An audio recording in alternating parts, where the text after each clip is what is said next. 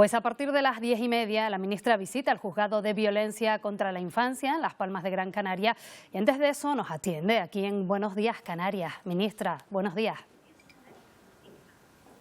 Buenos días, ¿qué tal? Bueno, ayer usted tuvo ocasión de visitar un centro que acoge a menores migrantes. No es la primera vez que conoce de cerca la realidad migratoria de nuestro archipiélago, ya lo hizo también siendo eurodiputada. ¿Con qué sensación se queda ahora? Bueno, me quedo con una sensación en la que creo que tenemos que seguir trabajando, tenemos que seguir asumiendo que la cuestión migratoria es una cuestión estructural y que, por tanto, tenemos que dar una respuesta estructural y tener un plan estratégico que atienda a un fenómeno que además es cambiante, que es dinámico y tenemos que afrontarlo como sociedad que somos de acogida, como sociedad que cree en los derechos humanos, con la implicación de todas las administraciones públicas y de los distintos rangos de competencias en los gobiernos, tanto autonómico como central. Es una situación, la que vive Canarias, que se ha ido acrecentando en los últimos tiempos. Se ha pedido por distintos gobiernos solidaridad de otras comunidades para asumir un reparto de esos menores que llegan al archipiélago. Ahora el Gobierno de Canarias pide que ya no haya una solidaridad, sino que se haga de manera arreglada, que se haga por ley. Y además el Gobierno canario, así se lo trasladaba ayer su presidente, ha dicho que cree que lo idóneo sería hacerlo en forma de decreto ley. ¿Qué opina usted? Bueno, recogemos la propuesta que se hace desde el Gobierno de Canarias. Ayer mismo estuvimos reunidas. La cuestión ahora es estudiar los diferentes escenarios que nos hacen llegar y, evidentemente, plantear una próxima reunión en el próximo trimestre después de haber estudiado y después de haber evaluado las distintas opciones que hay. En cualquier caso, sí que creemos que hay que tender a una línea que se plantee formalmente con la cuestión del reparto vinculante y solidario de los menores por todo el territorio, con la centralidad de la protección a la infancia, pero por supuesto también planteando una estrategia que destensione determinados territorios, sobre todo los territorios de entrada a la Unión Europea. Esto lo hemos visto en distintos puntos de la frontera exterior de la Unión Europea. Pero lo que nos compete a nuestro país, tenemos que ser capaces de plantear elementos estratégicos para la gestión de las personas migrantes, en este caso lo que me compete a mí, los menores no acompañados, y plantearlo con una fórmula que permita, por un lado, blindar los derechos de la infancia, generar un esquema de protección para la infancia y al mismo tiempo garantizar también que se destensionan los lugares de llegada. Con las cifras que tenemos en estos momentos y que van cambiando constantemente, porque las embarcaciones siguen llegando de forma diaria a nuestro archipiélago, hay unos 5.500 menores de los que se hace cargo en estos momentos el Gobierno de Canarias. Con los datos que ustedes manejan desde el Gobierno central, ¿cuántos han sido trasladados a otras comunidades autónomas?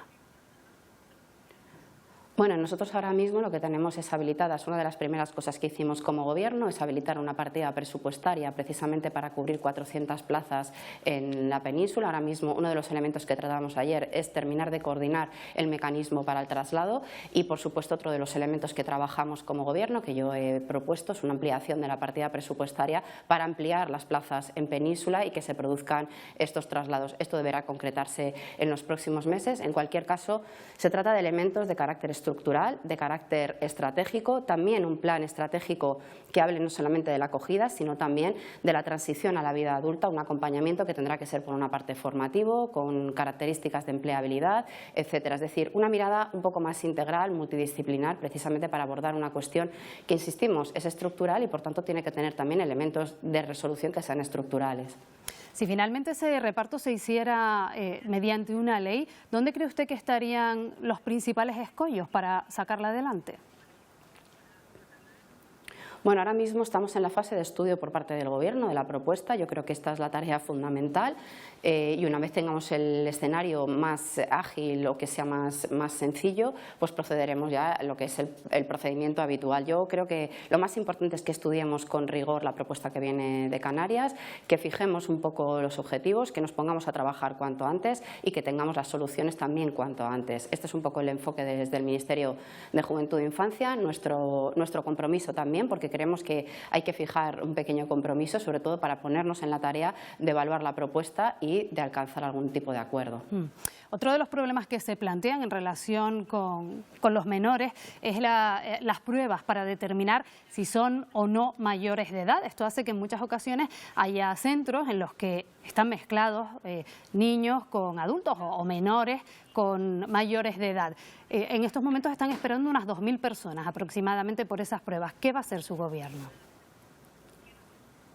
Estamos a punto de tener en las próximas fechas un encuentro también con la Fiscalía General del Estado, y uno de los elementos que creemos que hay que abordar conjuntamente es tener un protocolo claro que nos genere también un procedimiento claro en torno a la determinación de la edad, para que sea un proceso lo más ágil posible y precisamente que contribuya también a facilitar y a descongestionar este problema. Por tanto, en las próximas fechas también tendremos algún tipo de avance al respecto.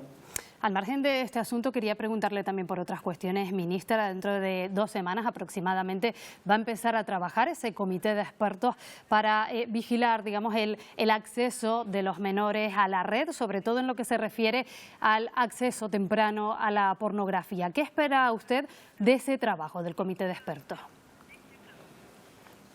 Bueno, nosotros hemos convocado este comité de expertos precisamente porque creemos que es un problema de calado social que tiene afectación en distintas facetas de la vida, por supuesto la educativa, la social, la familiar, tiene mucho que ver también con los usos del tiempo, con la disponibilidad de tiempo por parte de las familias.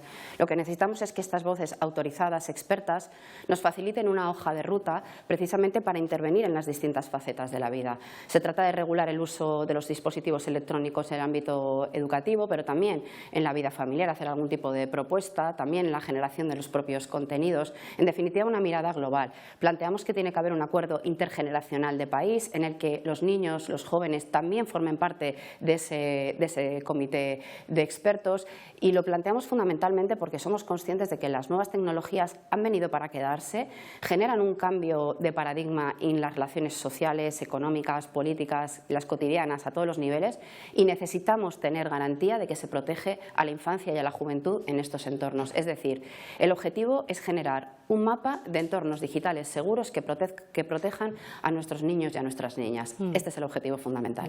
Sí, al margen de esa generalidad, en esa regulación de la que usted habla, ¿se ha pensado ya en qué medidas incluir en la norma? ¿De qué manera regularlo?